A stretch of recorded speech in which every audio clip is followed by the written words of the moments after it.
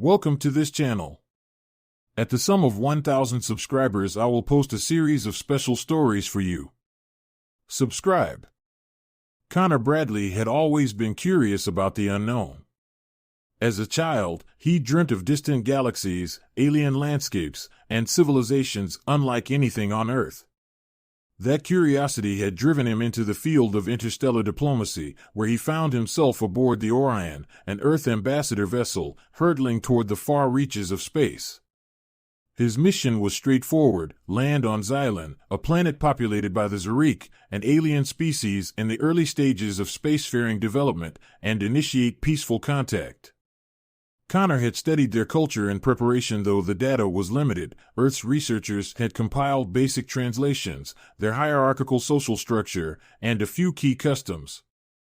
It was his job to establish friendly relations and help facilitate trade or potential technological exchange.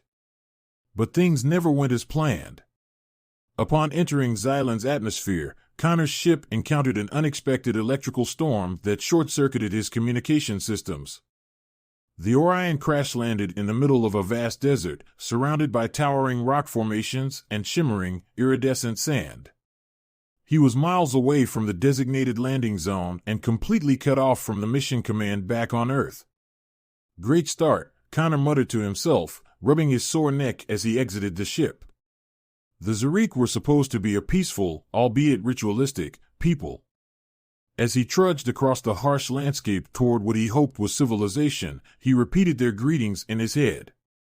The translator drone he'd brought with him hummed softly in the air beside him, ready to assist. After hours of walking, Connor saw movement on the horizon. A group of Zerek warriors were approaching, their tall, muscular forms stark against the pale desert. As they drew closer, Connor could make out their distinctive features: bronze, iridescent skin that shimmered in the sunlight, thick dark hair braided intricately, and eyes that seemed to glow with an internal light.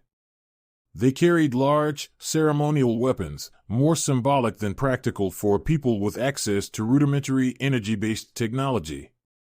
Connor raised his hand in the Earth sign of peace, careful to keep his movements slow. "Greetings," he said, his voice a bit shaky. "I come from Earth, in peace." The translator drone floated beside him and relayed his message. The Zerek warriors exchanged glances but said nothing. One of them, a massive male with intricate markings on his arm, stepped forward, tilting his head as if sizing Connor up. For a brief moment, Connor wondered if they'd understood him at all. Then, suddenly, the warrior let out a loud cry, and the entire group erupted in cheers. What just happened?" Connor asked, looking up at the drone, which offered no response. Before he could react, the warriors seized him by the arms, half dragging, half guiding him toward their encampment. Despite his protests and growing confusion, they kept chanting something in their language, their excitement palpable. The encampment came into view as they crested a large hill. It was sprawling, filled with tents made from animal hides and adorned with vibrant banners. The central square was bustling with activity as hundreds of Zerek gathered around what appeared to be a large ceremonial ring.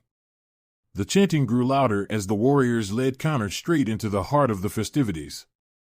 "I think there's been a misunderstanding here," Connor said, trying to remain calm, though his heart raced. "I'm just an ambassador. I'm not here to whatever this is."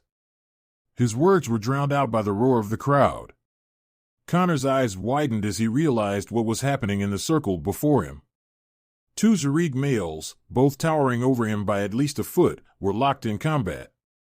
Their bodies were painted in elaborate designs, and they grappled with each other with brutal efficiency. Around them, spectators cheered and clapped in rhythm, urging the fighters on. "This looks intense," Connor mumbled, inching backward.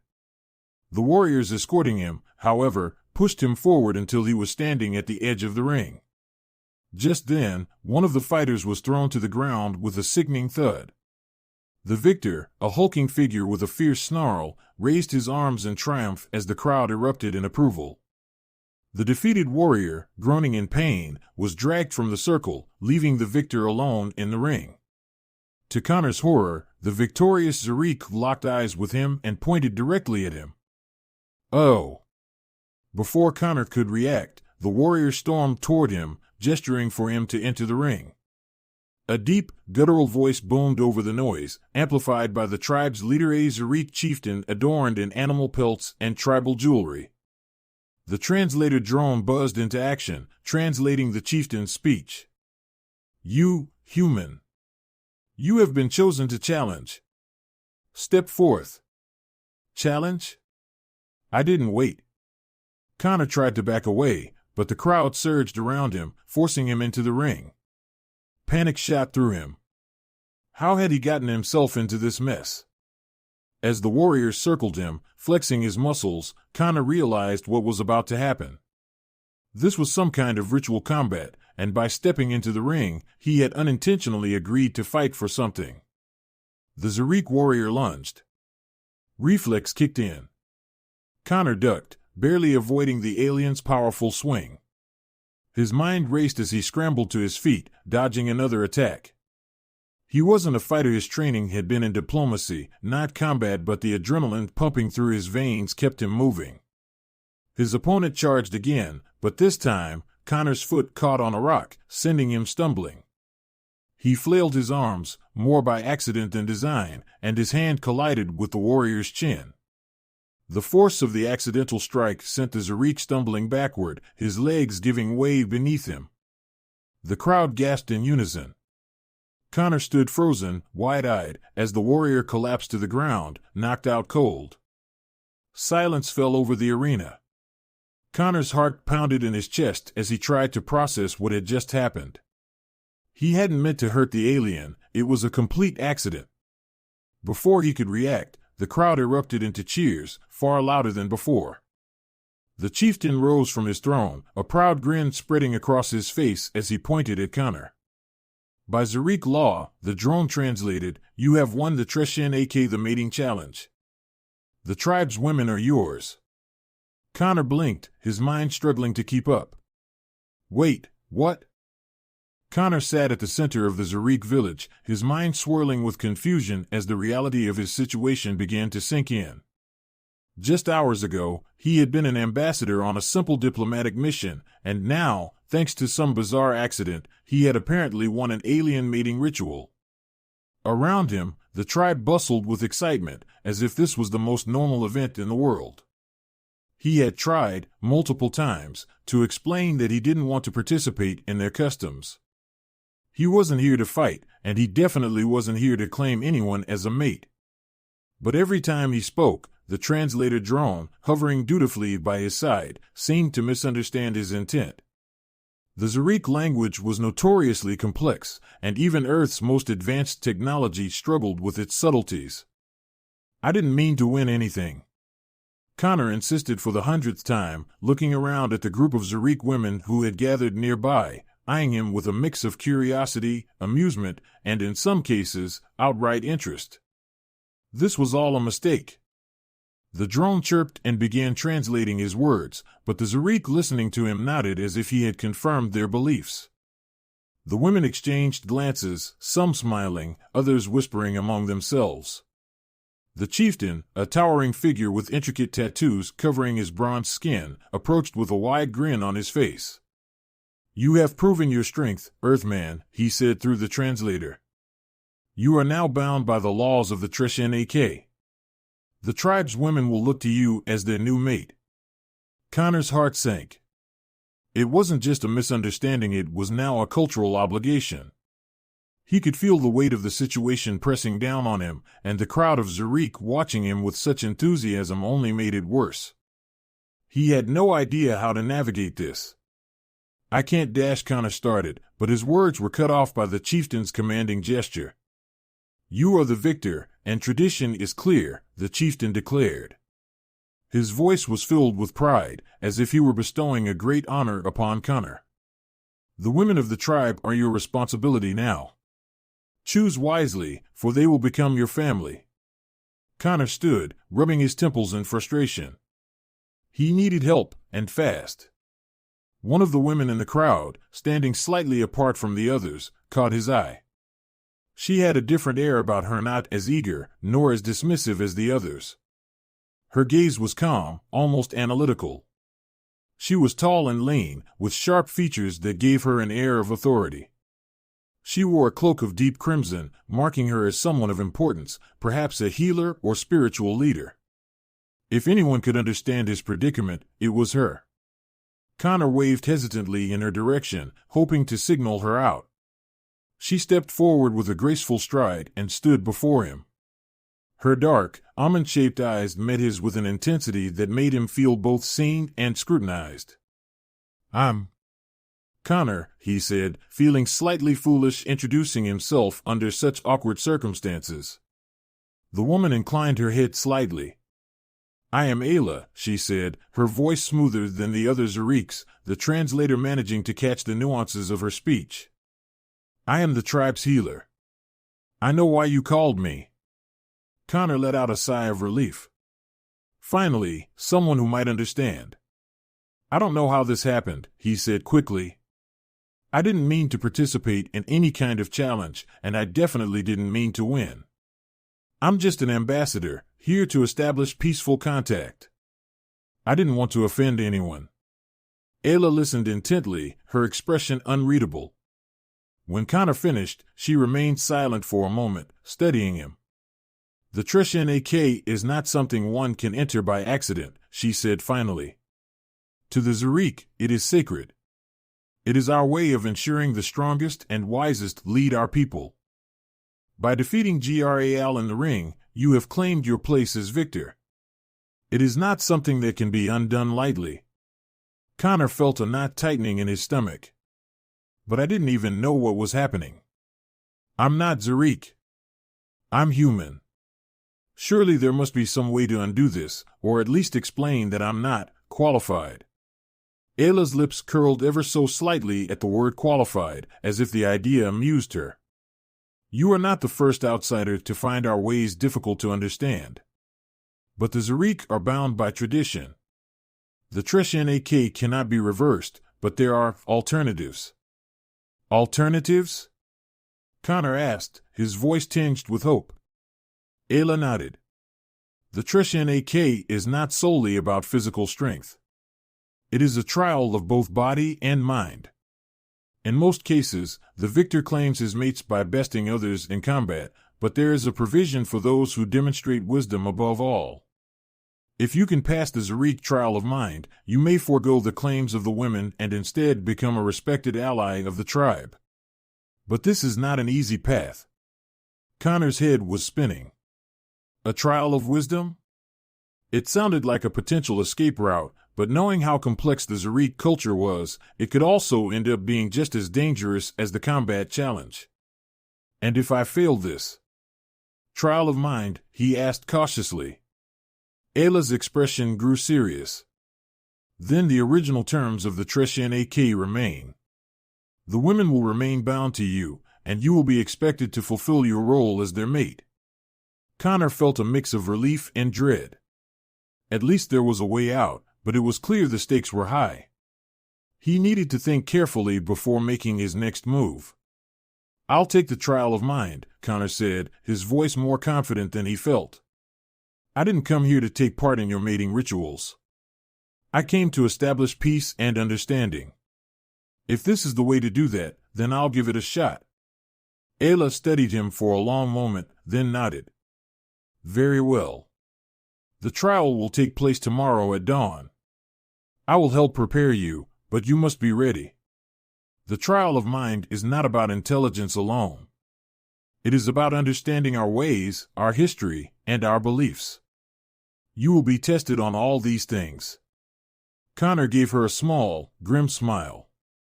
"No pressure, right?" Ayla turned to leave, but paused and glanced back at him. "You are different from the others who have come here, Connor Bradley. Whether you succeed or fail, you have already earned the tribe's respect. That is something." Connor watched her go, feeling a strange mixture of anxiety and anticipation. Tomorrow, he would face the Zariq trial of mind. It was his only way out, but the path ahead was uncertain. For now, all he could do was prepare.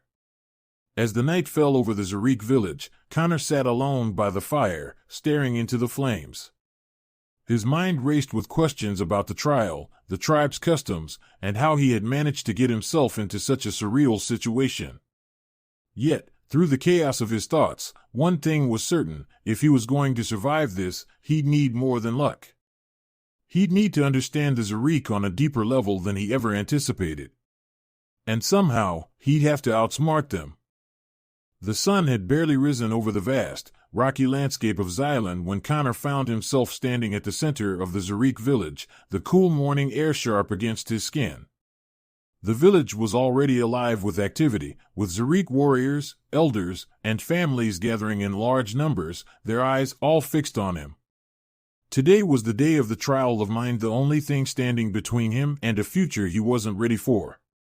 Ayla stood beside him, her calm demeanor a stark contrast to Connor's growing anxiety. The chieftain, flanked by several tribal leaders, addressed the crowd in the booming Zarik tongue. The translator drone hovered near Connor, quietly relaying the chieftain's words. "The human, Connor Bradley, has chosen to take the trial of mind," the drone echoed. "If he passes, he will be honored as an ally of the tribe, free from the bonds of the Treshan-AK. But should he fail, the traditions stand. He will take his place as mate to the tribe's women." The Zarik's deep, guttural cheers resonated across the village as the crowd parted, revealing the ceremonial arena. This time, it wasn't a combat ring of sand and stone. Instead, the arena was filled with strange, intricate objects, alien symbols etched into stones, and glowing artifacts that pulsed with an energy Connor couldn't identify. The setup looked more like an ancient puzzle chamber than a battleground. Ayla turned to him, her gaze steady. "This will be unlike any trial you've faced, Connor. The Zarik respect not only strength but also intellect, wisdom, and understanding. The trial of mind will test your ability to see beyond the obvious, to understand our culture on a deeper level." Connor took a deep breath, trying to steady his nerves. "No pressure, right? Focus," Ayla said softly. "The puzzles you will face are rooted in our history, our beliefs. They may seem like simple tasks, but each has a deeper meaning. The first test is of perception. Look beyond what your eyes show you." Connor nodded, though his heart still raced. As the chieftain finished speaking, two Zarik warriors stepped forward, carrying a massive stone slab covered in carvings. They placed it before him, and the crowd fell silent, waiting for him to begin. The first trial was before him. The slab was etched with a complex constellation of lines, circles, and symbols, seemingly random at first glance. Connor studied it, trying to piece together the logic behind the carvings. He could hear the whispers of the tribe, their voices filled with anticipation. He had no idea how much time he had or what the consequences of failure would be, but he couldn't afford to think about that now. He had to focus. He crouched beside the slab, running his fingers over the carvings. Each symbol had a distinct texture, some rough, others smooth, and the lines connecting them seemed to represent some kind of network. The translator drone buzzed softly beside him, picking up faint conversations in the crowd, though nothing that helped him understand the puzzle. "Remember," Ayla's voice came from behind him, barely a whisper. "This is about perception." Perception. Connor stared harder at the slab, willing his mind to see something beyond the obvious shapes. The carvings twisted before his eyes, but no matter how much he looked, they still appeared random. Then it hit him. Perception wasn't about seeing the symbols themselves, it was about seeing the connections between them. He looked at the lines connecting the symbols again, trying to find a pattern. The way they intersected seemed to resemble something familiar, a star map. Slowly, methodically, Connor traced the lines with his fingers, connecting the symbols in a new way. The shape began to emerge, a constellation he vaguely remembered from his studies of Zarik culture, their sacred stars, believed to guide the fate of their warriors. When he traced the final line, the slab let out a low hum and glowed softly. The crowd erupted in cheers. The first test was complete. Connor exhaled in relief, but there was no time to rest. The second trial was already being prepared. Ayla stepped closer, her voice quiet but urgent. The second trial is a riddle. The chieftain will speak it, and you must answer carefully. This trial tests your ability to understand the balance between curse and blessing, between what is taken and what is given. Connor felt a wave of unease. Riddles weren't exactly his strong suit. He'd always been more of a practical thinker, someone who solved problems with logic and analysis, not with cryptic word games. But there was no turning back now. The chieftain stepped forward, his deep voice resonating across the arena.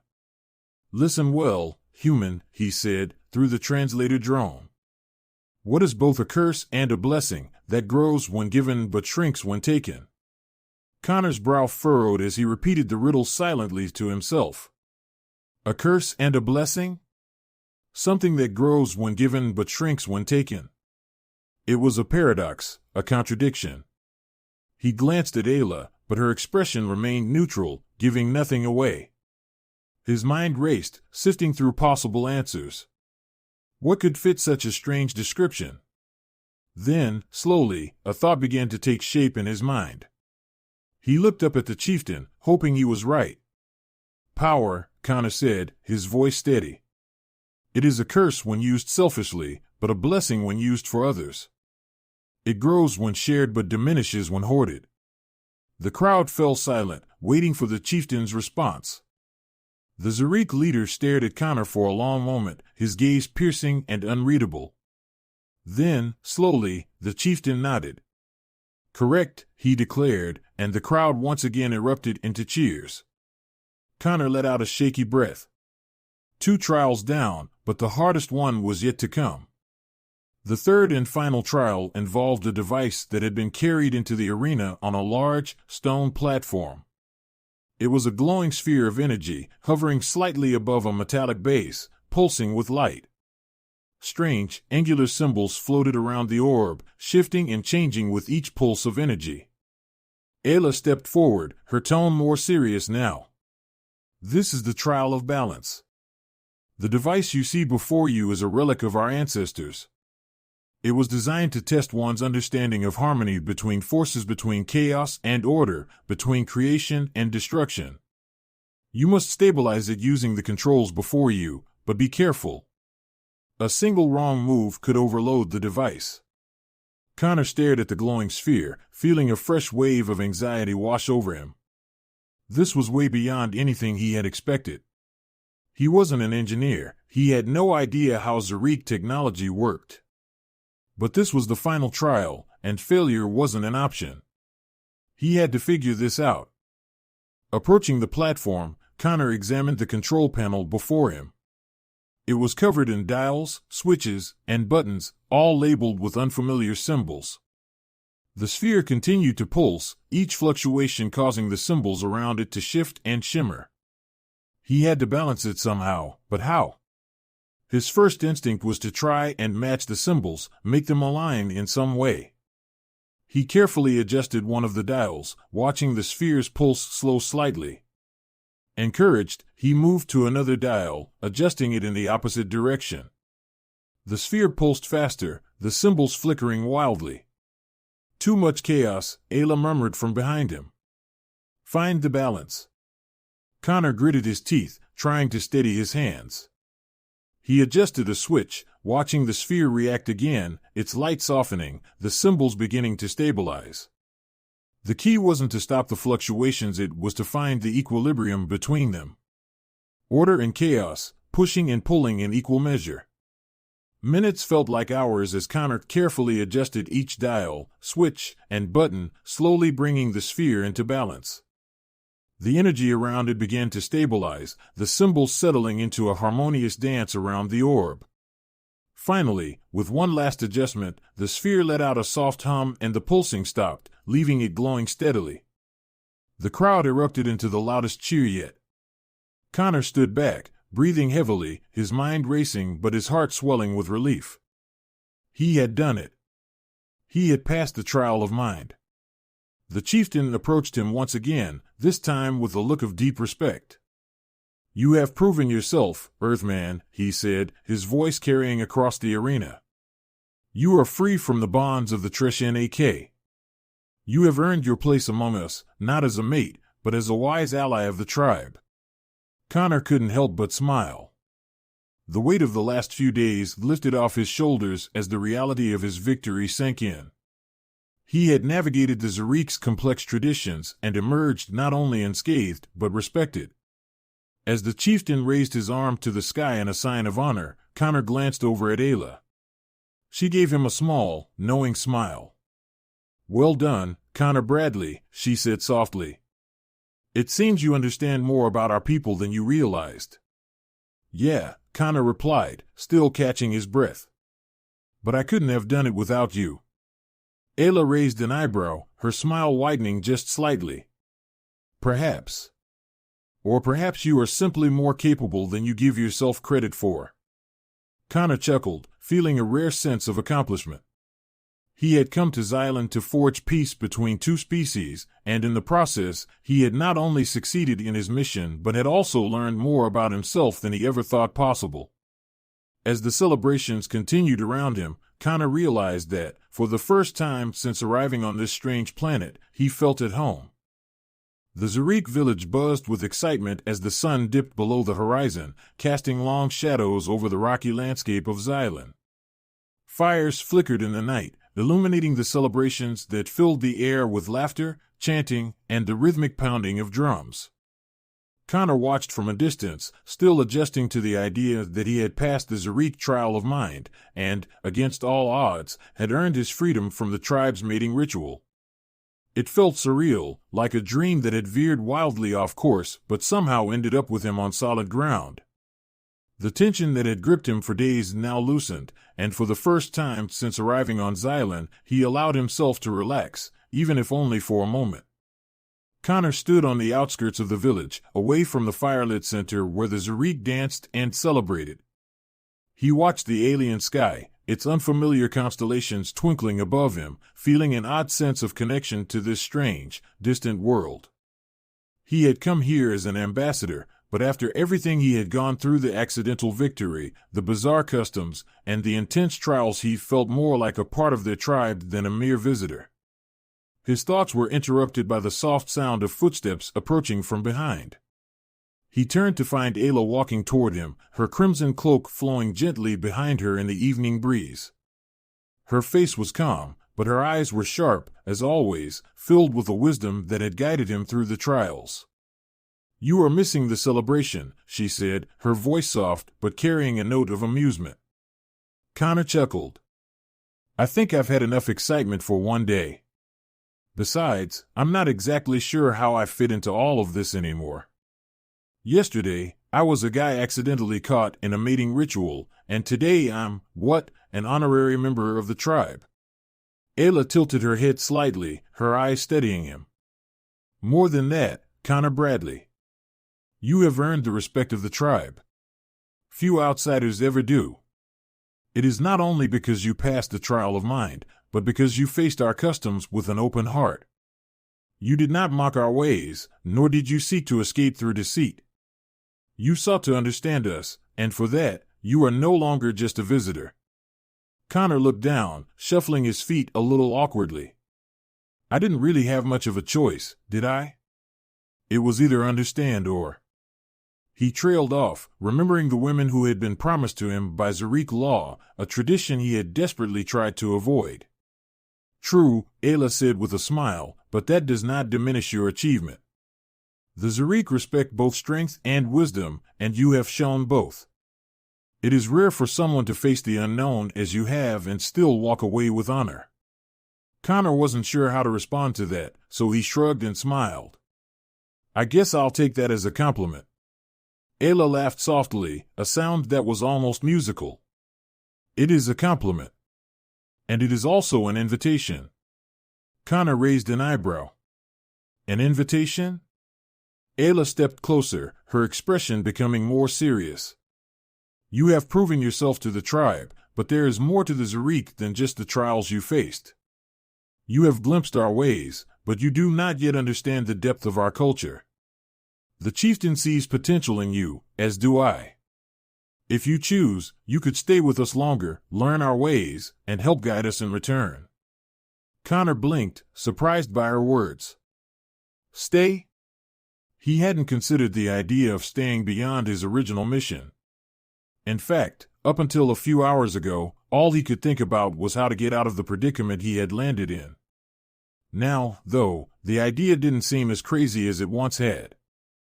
I thought I'd just earned my ticket out of here, Connor said, half joking but also genuinely curious. Are you saying you want me to stay? Ayla's gaze softened, and she nodded. You are free to leave, Connor, but there is much you could offer our people. We are on the cusp of change. Our first contact with a species beyond our own has shown us that there is more to the galaxy than we imagined.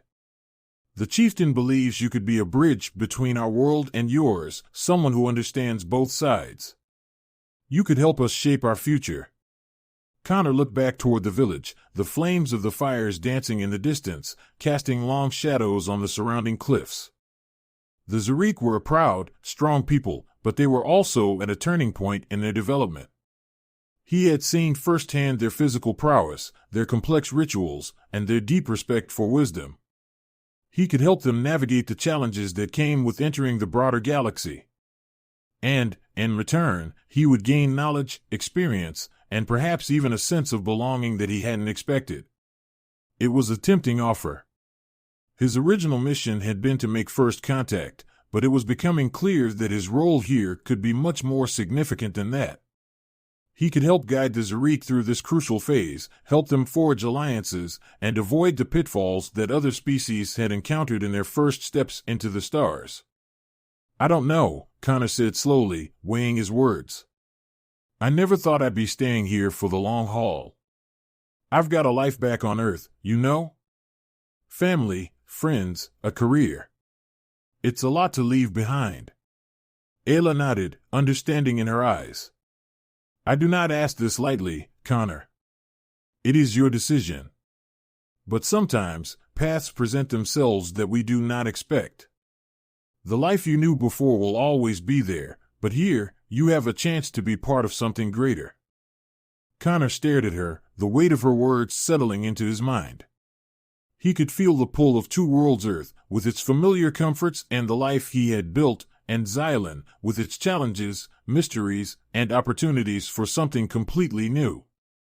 Part of him wanted to jump at the chance to stay, to explore the unknown even further. But another part of him felt the tug of home, the need to return and share what he had learned.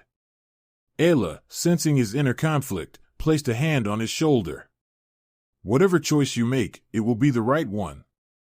But know this, you have already made a difference here. The Zurich will not forget your name. Connor smiled, feeling a deep sense of gratitude.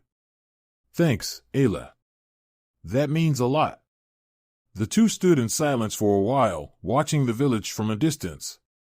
The celebration continued, with music and dancing, the sound of drums echoing through the valley. For the first time since he'd arrived on Xylan, Connor felt at peace with the uncertainty ahead. Finally, Ayla spoke again, her voice quiet but resolute. If you choose to leave, the chieftain will arrange for your safe return to your people. But if you choose to stay, know that you will have a place among us. Connor looked at her, feeling the weight of the decision in the air between them. Stay or go, both paths held promise, both paths held risk.